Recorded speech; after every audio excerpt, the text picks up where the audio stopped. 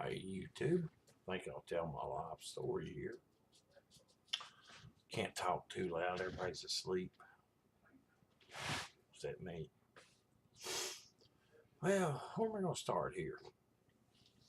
Okay, yeah, we was talking about different things and tell you a little bit short history of me and all the places I worked growing up and the things I did. Uh, well, I was born in Ohio, but my dad was from here. But he was in the military 11 years, so my two older brothers were born while he was in the military. So then my dad, when he got out of the military, he started working for his uncle, laying brick, and then he learned the trade. And after a year or two, he broke off on his own and started his own crew. And he did that kind of work when nobody made money at it. They just made a living. That was it. He didn't make good money when he did it. So basically, I got three brothers and I had a sister, so there was five of us. It would have been six, but my mom's first child died. So, and we grew up learning how to lay brick and block and use a trowel. I mean, 5 years old, I was out there in the summer. Not every day when I was out of school, but I'd go out on the jobs with my dad. He'd say, "Get you a trowel and lay you some brick boards down there." That's the little boards that come between the bricks when they ship them or whatever out on the jobs. And he'd say, "Practice." And that's how I learned how to use a trowel. And that's how you learn how to use a level. And that's how you learn how to use to lay brick. And so the older I got, the more I thought, I don't really want to do this for a living, you know. So I got and then all through school we worked in the summer, every summer, and mowed yards, whatever. We raised tobacco for about 8 years, and we had to work. I mean, wasn't no laying around the house. And then my dad, he would make us go to church, regardless where we wanted to go or not. He'd make us keep our hair cut. But I respect him to this day. He loved us. He was a good man. He was strict, but he was a good man. But he still had a big heart, and he would give a little. My mom had a bigger heart. She'd give a little more. So, and like I told before, they met in London. He was on furlough. They went on 3 dates and got married. They were married 64 years, and she passed away. But that's going back. So I'm going forward. I went on through school. When I got in high school, uh, I think I was a junior. I got a job at a grocery store, my first public job. I just turned 16, and I worked there almost 2 years up till I graduated, and then I moved on to another grocery store, just right from there, and with more hours. So, and I lasted about 2 months there, and I hated it. I wished I would have stayed where I was at, but I did. But I thought maybe it's time to move on up. So anyway, ended up quitting there.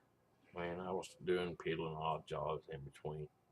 And I sent a job in the paper for a cleaning service. So I went to work for this guy, cleaning service. We were cleaning buildings, offices, stripping floors, waxing, all that. I did that for about 6 months. And he took out taxes on me. And at the end of the year, I didn't get a W 2. So I went and knocked on his door. I'm like, "Hey, where's my W 2?" Well, he said, "I didn't send in your tax money." And he said, I'm just going to write you a check for what I took out on you because he said I never sent it in. I'm like, okay. So he wrote me a check. He could have gotten in trouble, brother. But anyway, right. Right after that, I got a job at a place called R.J. Archer, which today is called American Greetings. They make greeting cards, wrapping paper, bows, and it was right beside where I lived with my mom and dad. I hadn't been out of school long, and it was just a job that lasted about. It was temporary. It lasted about 3 months. You got laid off. It was seasonal, but I loved it, you know. But I got a job there. I was laid off. So while I was laid off, they had this program called the CETA program, where you could go to Votech school, learn a trade, and get paid for it. And it lasted about a year. Right. So I took machine shop for a year, 1,400 hours of machine shop, and I did okay in it. I wasn't. I got paid. It was like $70 to $80 a week. It wasn't much. It was better than being. It was like you were on unemployment, but you were going to school for it. So,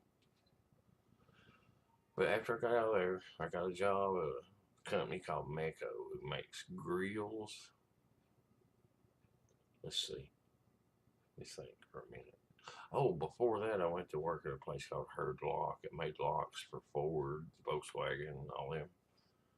And I hated it. Third shift. I worked there about 6 months, and I got this job at Mako as a machinist apprentice. So I went to work there.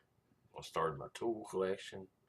I had the Kennedy tool chest, calipers, mics, all kind of equipment, all kind of tools, And I was in the process of making a prototype die. I could read blueprints and all that, run mills, lathes, surface grinders, all that stuff.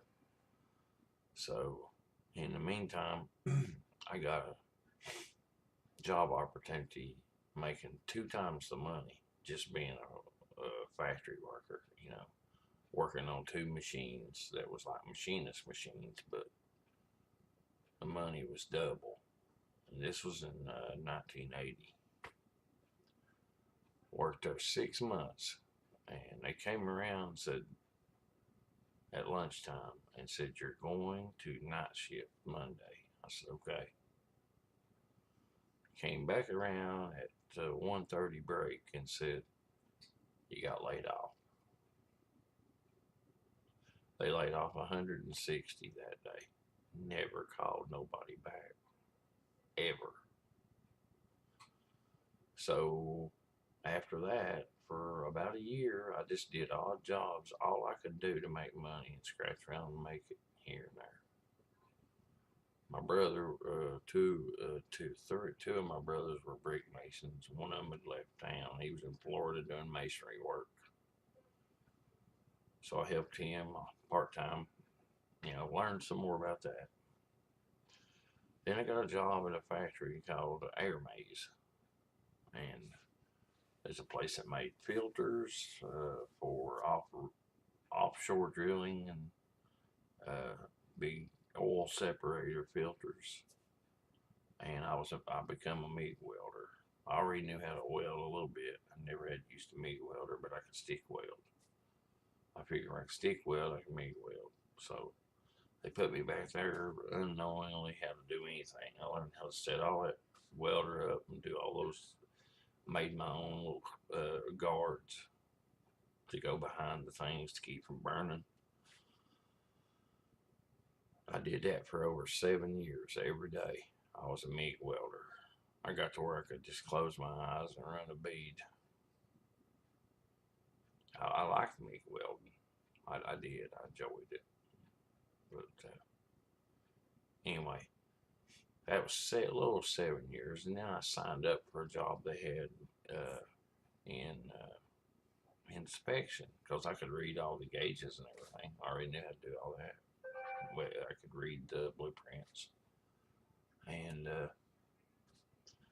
so I got that and I stayed there 4 years more. So, and it got the best of me. I mean, like my nerves. It was really, oh, it just, it just got the best of me. So finally got out there after 11 years. And I tried out a car sales job for 1 weekend. And then I had another job on the hook if in case I didn't like that one. So basically had 2 jobs lined up before I quit there. And I tried out the car sales job and decided not to take it. I went to work at a finance company, which was way totally different than what I used to do. So I was used to working, not sitting there, customer service, writing out applications, loaning money to people, chasing loans, trying to collect. So I did that for 2 years and it just got old. The money wasn't there. I wasn't making any money. So by this time I was married and all that, so no kids yet, but I quit there in 95. Went straight to work for my brother, laboring on the brick crew, mixing mortar, carrying bricks, laying bricks, spreading mortar. And I already knew how to do all that stuff. So the more I worked out there, the better I got. So I stayed out there with him 2 years, and then I started my own crew.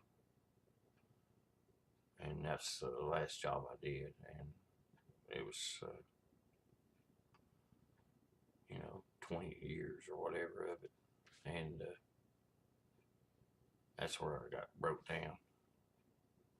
But anyway, the story of this is I've always had to work, just like a lot of people.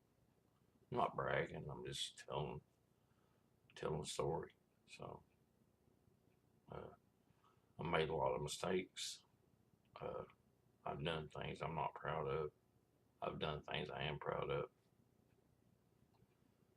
But this is where I'm at. And the choices you make in life is where you put yourself. I don't blame anybody for any of my downfalls but me. But, it's not that bad. I have a good life. And I have 2 kids that love me. And I love them. And I have a house to live in. I don't have a lot of money, but I don't need a lot. So, but, because I was married 19 years and I got divorced. So, but that was 10 years ago, and that's another story. But I won't get into that because that's kind of personal. It wouldn't, it's no big deal now, but at the time it was. But it was something kind of hard to go through. And, life brings you lemons and you gotta make lemonade, right?